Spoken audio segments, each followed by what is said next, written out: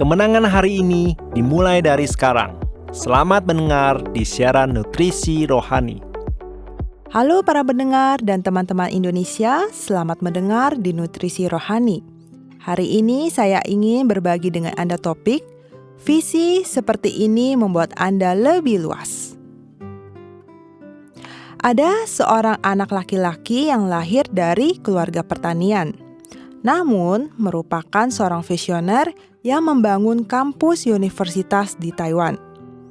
Dia bernama Mr. Yanagimoto Tomoshi.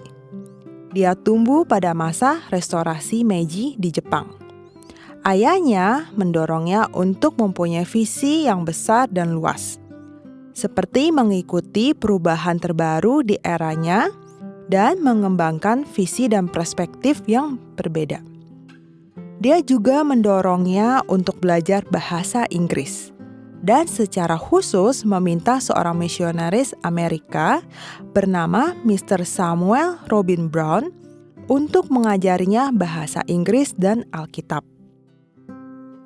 Kemudian, dia juga mengikuti rekomendasi dari gurunya, Mr. Brown, dan bersekolah di sekolah yang semuanya menggunakan bahasa Inggris dan menyelesaikan pendidikan sekolah menengahnya di Tokyo. Selama masa ini, Mr. Tomoyashi tidak mampu membayar semua biaya uang sekolah karena situasi keuangan keluarganya. Namun, dengan pemikiran kreatif dan karakter pekerja kerasnya, dia bernegosiasi dengan sekolah untuk menutupi kekurangan biaya uang sekolah dengan cara bekerja sebagai pembersih sekolah. Setelah lulus SMA dan mulai beberapa lika-liku kehidupan, Mr. Yanagimoto akhirnya lulus ujian dan mendaftar di Sekolah Pertanian Sapporo yang baru didirikan dengan biaya sekolah gratis. Menjadi siswa lulusan angkatan pertama Sekolah Pertanian Universitas Sapporo. Mr. Clark, kepala Sekolah Pertanian Sapporo itu tidak hanya mengajar dengan sungguh-sungguh agar siswanya dapat memperoleh pengetahuan pertanian yang benar dan mengembangkan sikap belajar yang baik.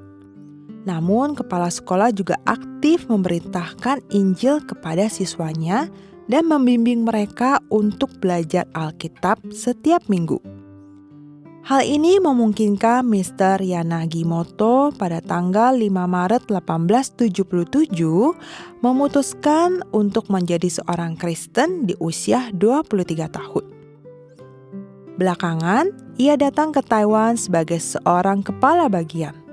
Di saat itu, ia pertama kali mengusulkan kepada Gubernur Jenderal, pertanian di Taiwan harus mempunyai Departemen Administrasi Pertanian, penelitian pertanian, dan pendidikan pertanian supaya bisa maju dan modern.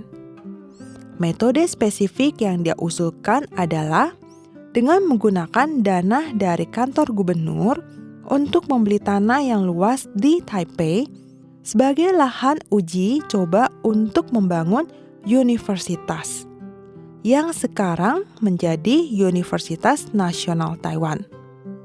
Ini meletakkan dasar bagi pendidikan tinggi di Taiwan, dan ini semua adalah karena visi besar dan juga karena berkah dari Tuhan. Teman-teman terkasih, apakah Anda mengharapkan hidup Anda mempunyai visi yang lebih luas? Seperti Mr. Yanagimoto dalam cerita ini, kontribusi terpenting yang dia berikan adalah melihat bahwa pendidikan tinggi sebagai fondasi pembangunan di Taiwan. Dia mendapatkan visi indah dari Tuhan. Di era kekurangan sumber daya alam dan kelangkaan pendidikan, dia memiliki visi yang luar biasa untuk mengambil keputusan membeli tanah, lalu membangun landasan penting dalam pertanian dan membangun masa depan Taiwan melalui pendidikan. Setiap orang mempunyai kesempatan untuk mengalami Tuhan, mengenal Tuhan, dan menerima kekayaan yang Tuhan berikan. Ada pepatah di dalam Alkitab, rasakanlah kasih karunia Tuhan, maka kamu akan mengetahui betapa baiknya Tuhan itu. Alkitab mendorong kita untuk mengenal Tuhan, bersandar teguh kepada Tuhan dalam hidup kita, dan percaya kepada karunia indah dari Tuhan.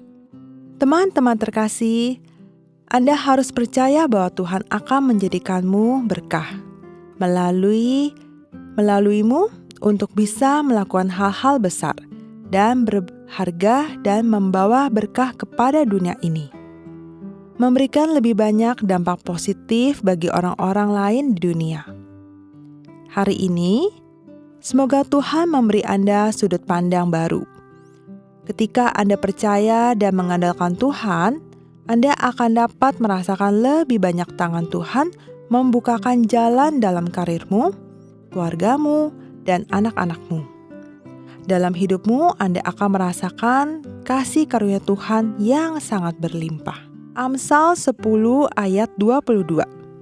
Berkat Tuhanlah yang menjadikan kaya, susah payah tidak akan menambahinya. Setiap episode 5 menit, mari mengisi kembali energi positif untuk diri sendiri. Nutrisi Rohani adalah acara yang dibuat oleh Gereja Kristen Brand of Life Sakhaina Taiwan, yang disiarkan setiap minggu di saluran YouTube versi Indonesia.